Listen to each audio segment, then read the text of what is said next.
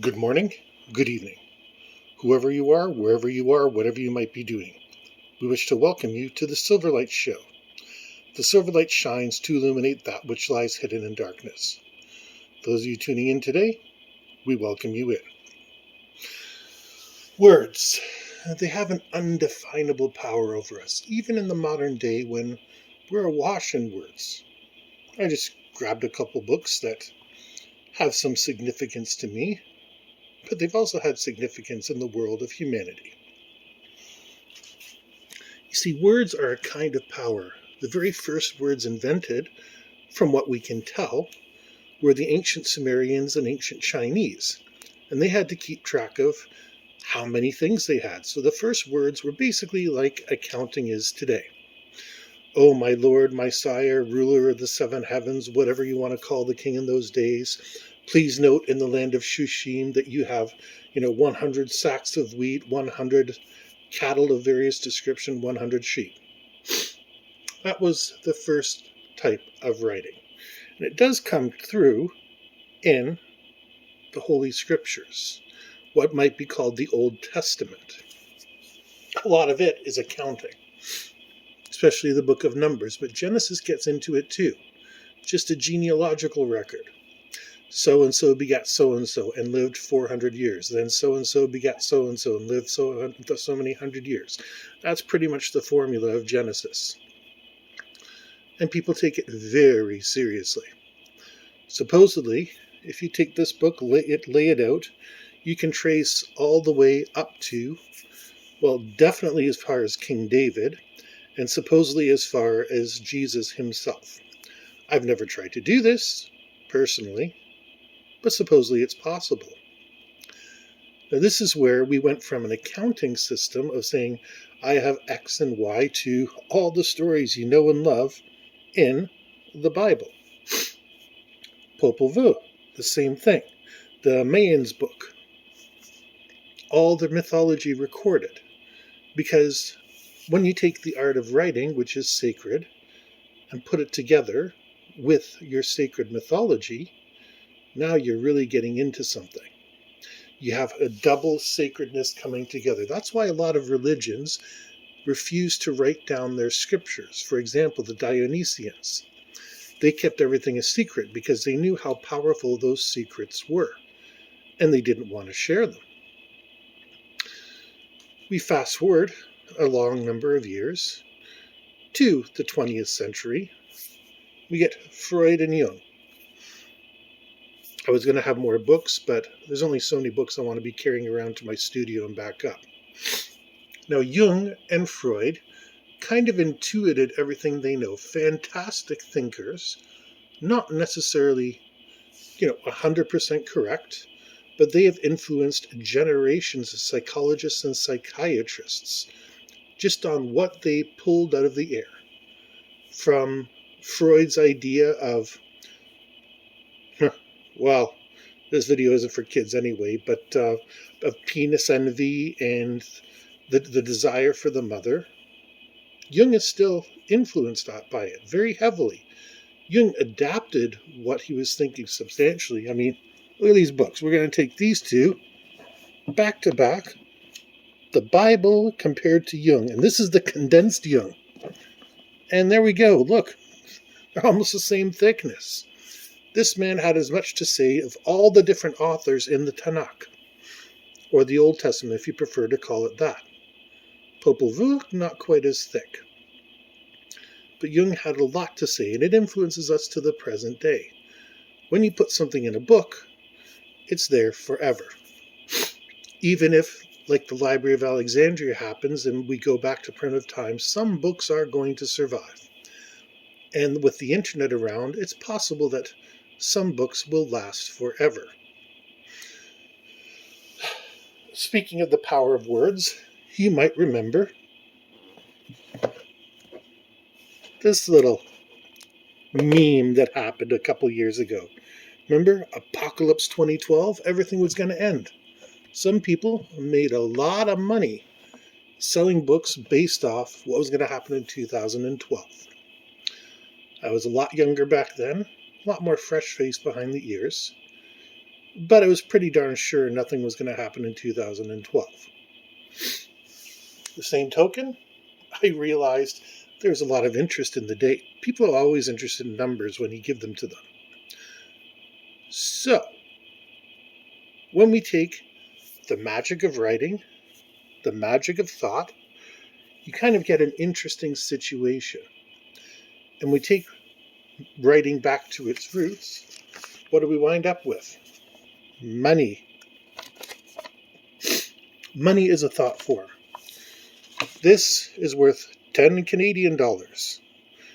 But you have really interesting symbology on it.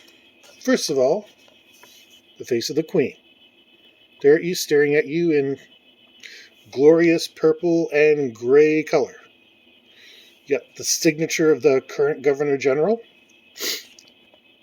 And this has the unique idea of symbolizing both a value of monetary units and a value of the monarch's stamp. So the fact this is written, this is a paper note, kind of puts it in the same category as all this wisdom and all this knowledge. But the fact is, it hides something.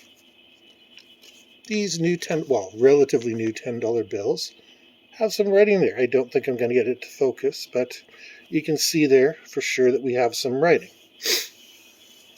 I'm going to read it out to you. It's kind of interesting.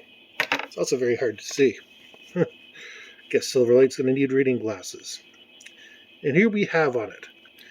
Every individual is equal before and under the law and has the right to the equal protection and equal benefit of the law without discrimination. Canadian Charter of Rights and Freedoms, Section 15. Maybe it's 1S, can't tell. Sorry, old Silverlight's getting a little bit old. So they are combining iconography here. The power of the state. Or as Louis XIV said it, l'État c'est moi. I am the state. So by having the Queen's visage on it, you're holding that sacred. You are giving lip service to Canadian rights. And by putting part of the Canadian Constitution on there, you're trying to pretend that this has some sort of real value. Even though we know the more of these you have, the more rights that you have. It's an unfortunate truth. Richer people are held to a different standard. As much as somebody like a Bill Cosby or any other famous celebrity has gone to jail, they do get a lot better treatment. Because not only do they have lawyers working around the clock for them, which is something people with a public defender cannot say, but also in prison, this can buy them favors. Hey, I don't have real money here, but I can get you extra stuff from the commissary. You need a TV? You protect me from that guy, I'll make sure you get a TV. Even in places where they don't have money, money still counts because you can trade money from the outside to the inside. And on the outside, again, I want you to look at that writing. How small is that? I cannot even get it to focus. So, you know what they say, read the fine print. Well, you really have to. Now, on a given day, I have no idea how many $10 bills change hands, but probably quite a bit. Because you go to the dollar store, for example, chances are you're not spending $1 there. Whether it's a dollar coin, dollar bill, whatever happens wherever you live, chances are you're not spending $1. You're going to be spending one of these. You're going to be handing that over. And in a way, it's handing over your sacred rights, as listed in this tiny paragraph. You're saying, here's my equality. Take it. And the person will happily take this bill and exchange it for another. Probably without that saying about the rights. So realistically, the lesson of the $10 bill is that your rights are nothing but a means of exchange.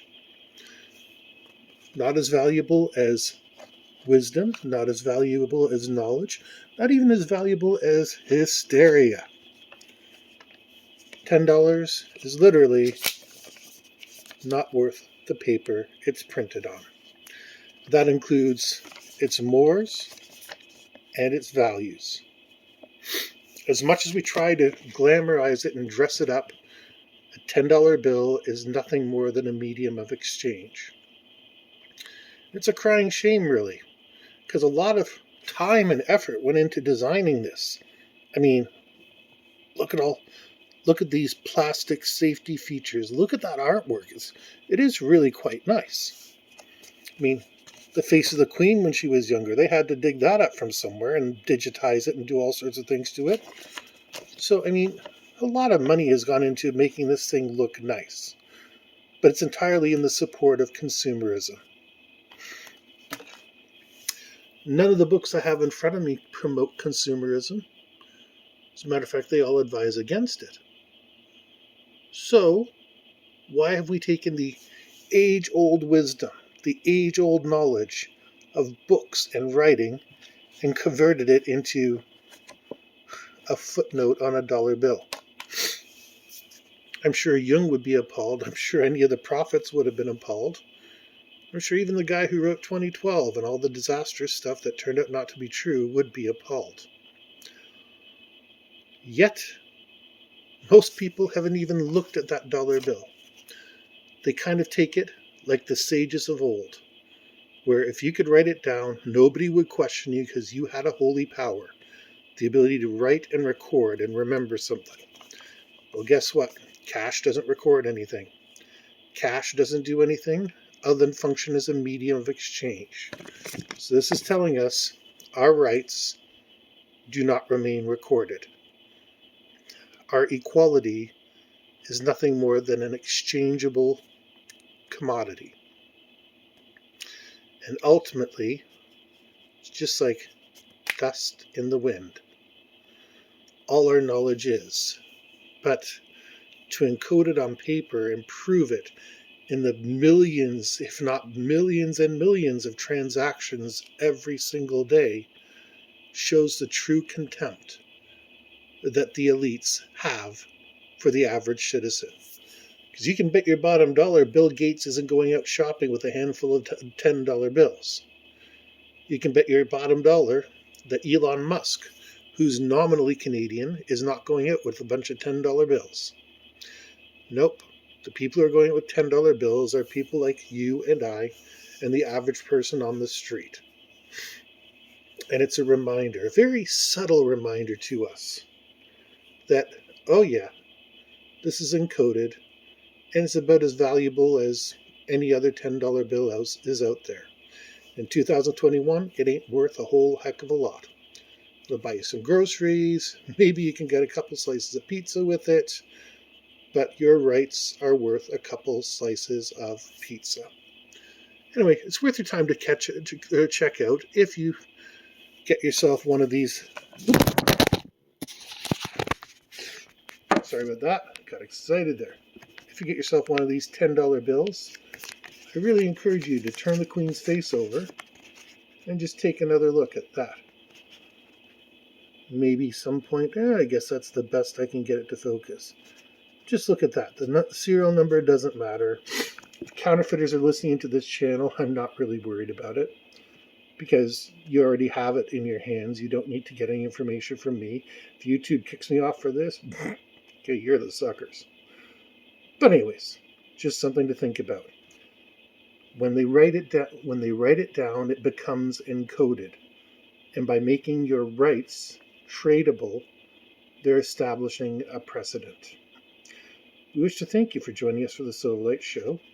If you enjoyed the show, please rate, subscribe, and share this video, and we hope you have a fantastic day.